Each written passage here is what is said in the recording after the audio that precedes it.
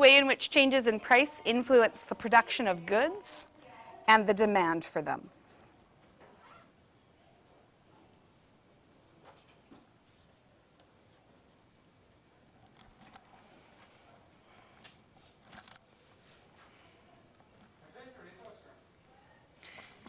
The way in which changes in price influence the production of goods and the demand for them. So that means what we've been talking about for the last couple of weeks is a relationship between price, production, and demand. What's another word for production? Supply. So how does price affect supply and demand?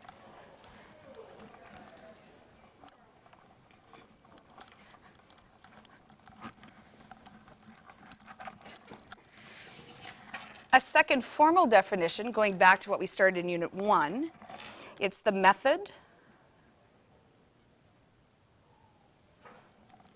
of rationing and allocating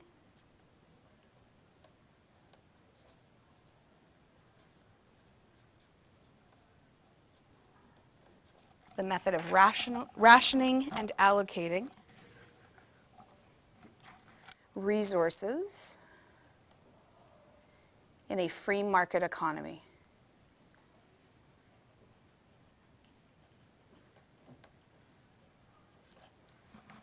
The method of rationing and allocating resources in a free market economy.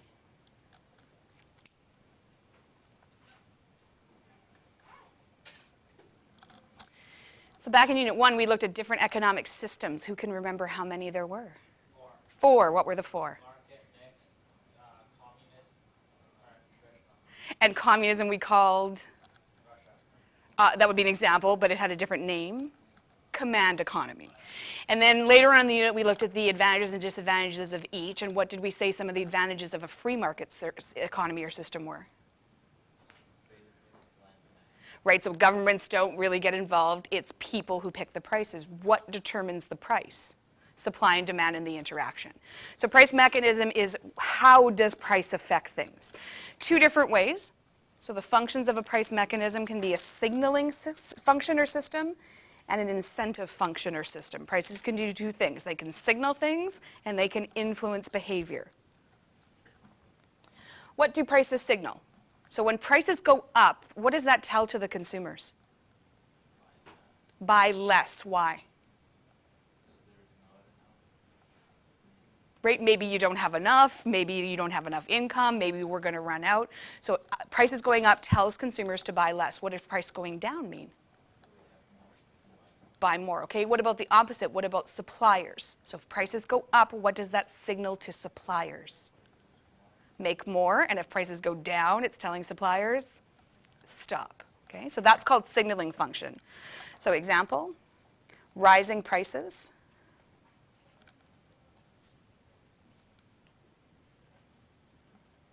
signals to consumers to buy less. Rising prices signals to consumers to buy less.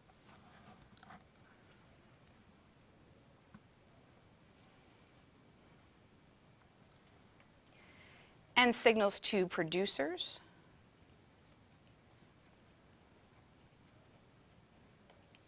to produce more.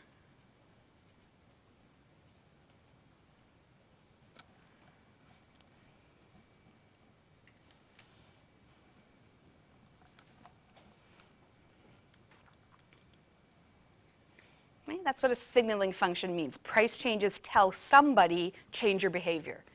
So if you're the consumer, the person buying it, it says, hey, you got to buy less because the price is going up. If you're the person making it, you need to make more because prices are going up. The demand, therefore, is going to go up. Incentive function. What's an incentive? Oh, I know this one. Yes, Connor. Like, if you buy one, you get one free. That's an incentive. So we looked at in Unit 1 the difference between positive incentives and negative incentives. Was that a positive incentive or a negative incentive? Sorry, yes, the buy one, get one free. Positive. Can you give me an example of a negative incentive? If you litter, you get fined $10. Okay, so fines are negatives. So what a price can do, it's a signal, but it's also an incentive to who? Well, it depends, right? It goes both ways. What's the incentive to producers? What do producers care if price changes? If they produce more, which is the signal, the incentive is they make more. Okay? If the signal to customers, for example, is to buy less, what's the incentive to that? More money to do other things. So an example, higher prices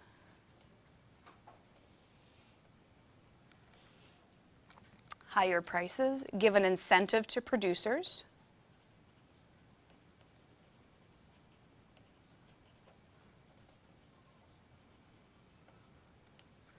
to make more. Higher prices give an incentive to suppliers to make more.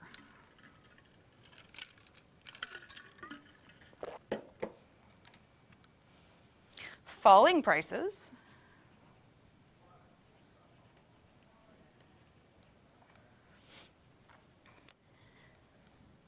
give an incentive to consumers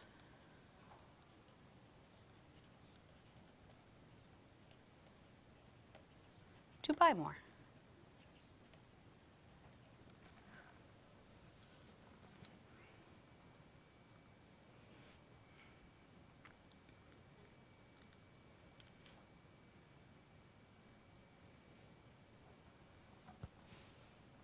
Three definitions you need to know is what is the definition of price mechanism and what are the two different functions. So what does a signaling function mean and what does an incentive function mean?